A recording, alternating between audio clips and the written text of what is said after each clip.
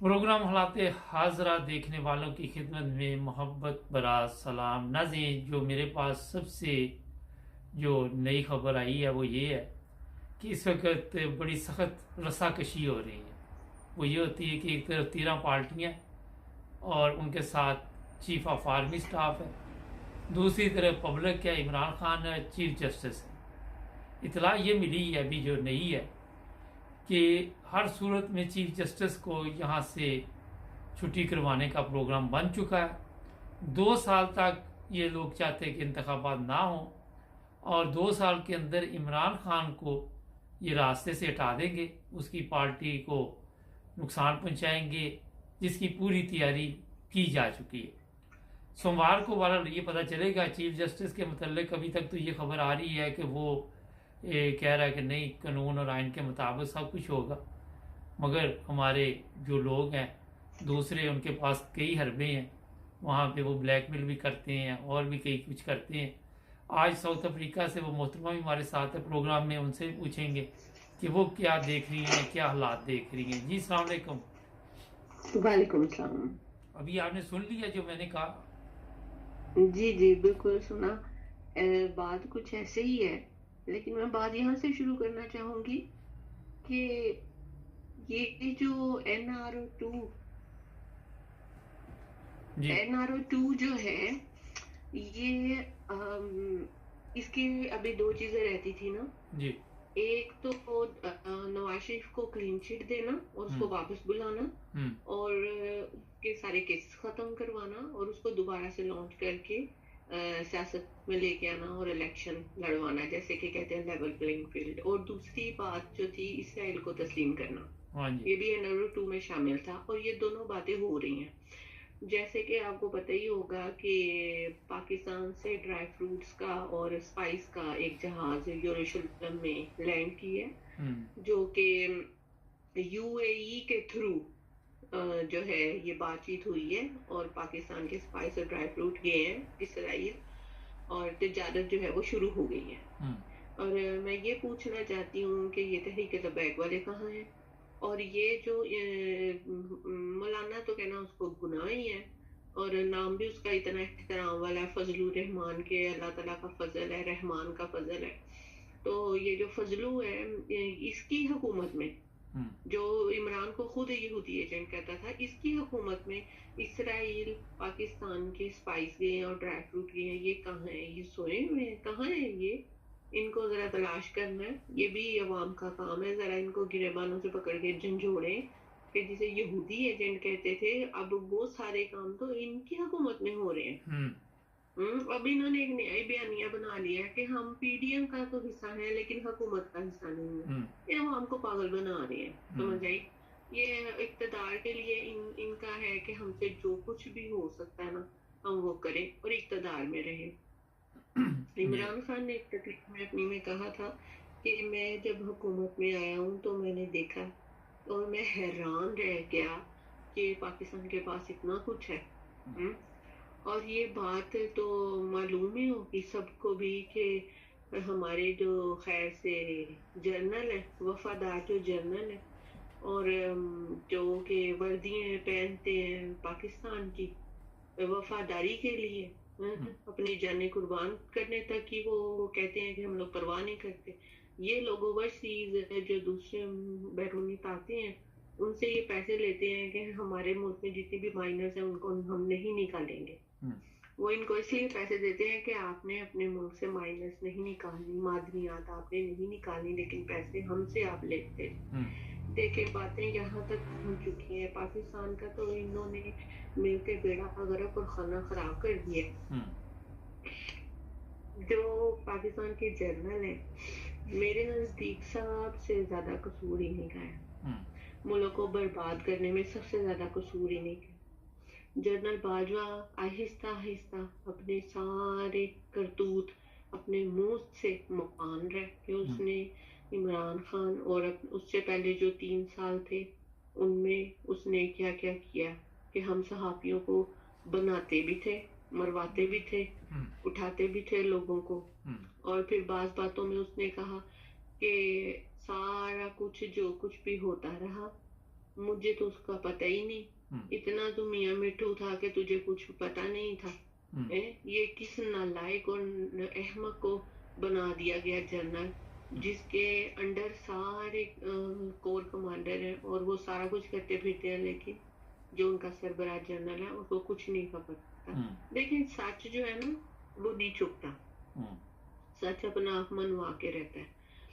आप झूठ को, एक झूठ बोलने के लिए 1000 झूठ बोलते हैं, लेकिन वो भी झूठ ही रहता है और वो निकल आता है बाहर, और सच भी अपना मनवा के रहता है।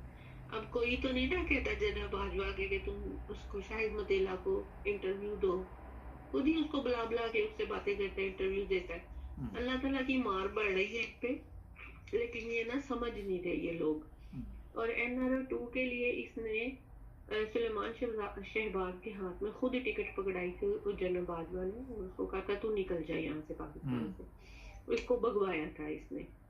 और इमरान खान की हुकूमत थी, वो पीटता रहा कि 7 अरब जो है तुम लोग इधर रिजर्व रखो, शहबाज शरीफ को तुम जो गारंटी दे रहे हो 7 अरब रखो, तो फिर मैं इसको जाने दूंगा। और बाजवा ने इमरान खान की एक नहीं चलने की, क्योंकि बाजवा ही उस वक्त वजीर खजाना था, वजीर आजम था, वजीर दिफा था, सब कुछ A to Z जो है वो बाजवा था, वही मुल्क चला रहा था, वजीर आजम भी वही, सब कुछ।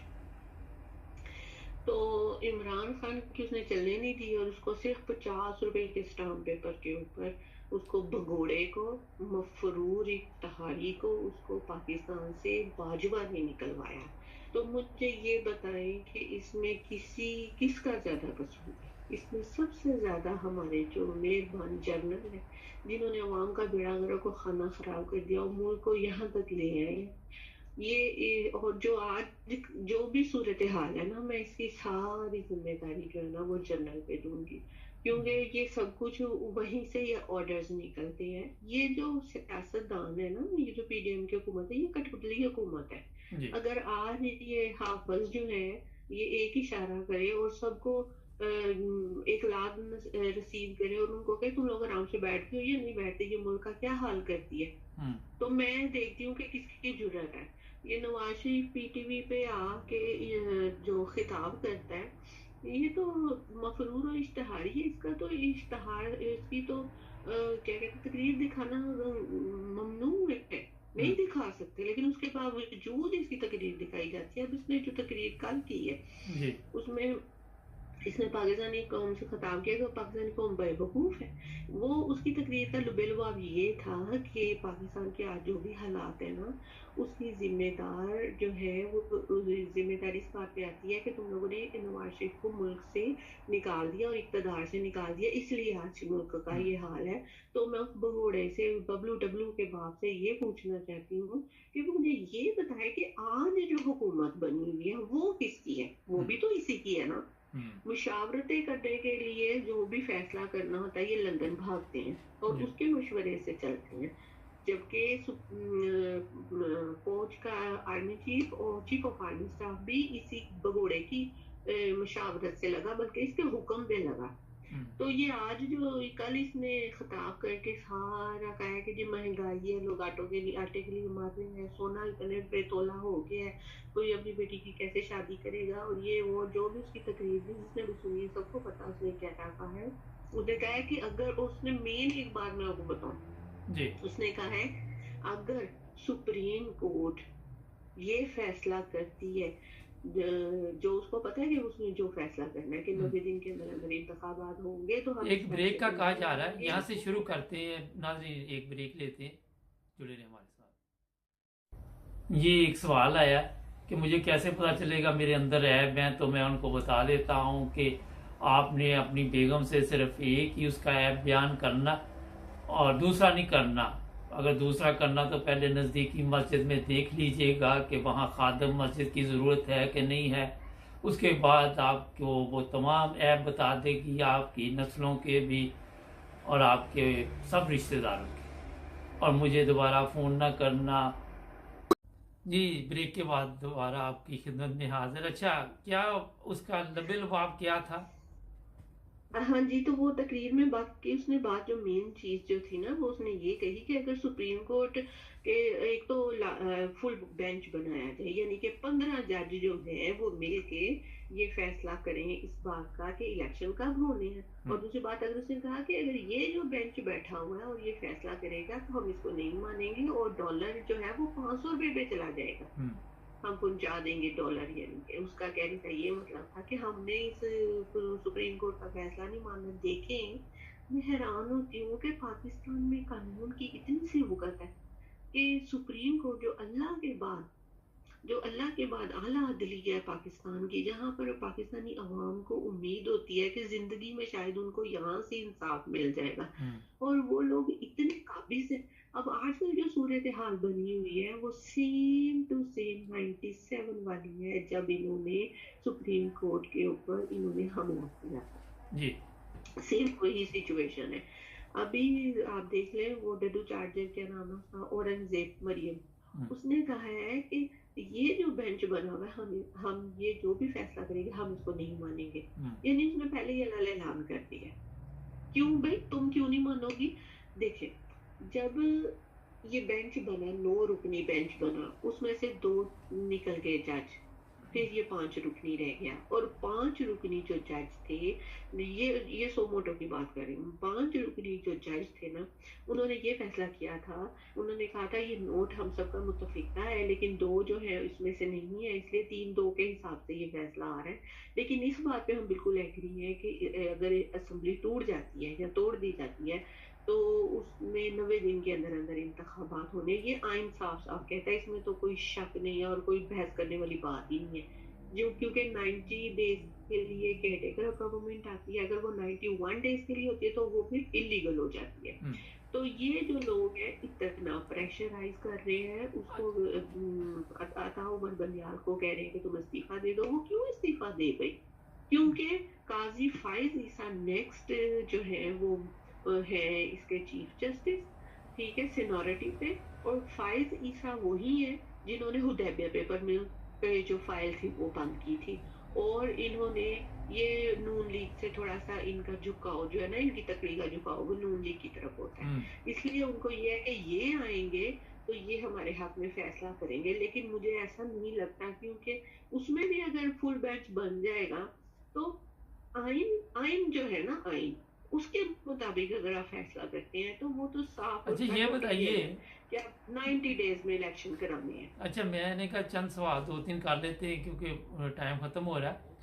ये कामयाब हो जाएंगे आपके ख्याल में चीफ जस्टिस की छुट्टी कराने में? नहीं होंगे, नहीं इस बार नहीं होंगे, क्योंकि ये 90 का दौर नहीं है, ये 97 नहीं है, ये 2000 है, और इसमें अवाम और क्राउड इतना अच्छा फर्ज करें, और उसको इतना शऊर आ गया।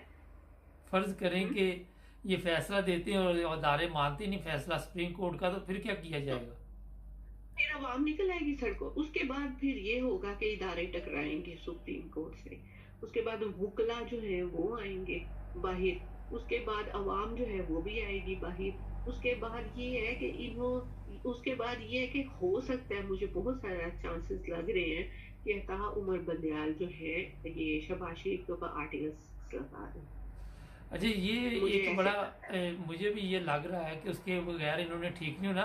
इस वक्त अवाम का प्रेशर बहुत ज़्यादा है और इमरान खान का भी, और मेरा ख्याल है कि ये 13-14 जमातें जो इस वक्त इस वजह से भी डरी हुई हैं।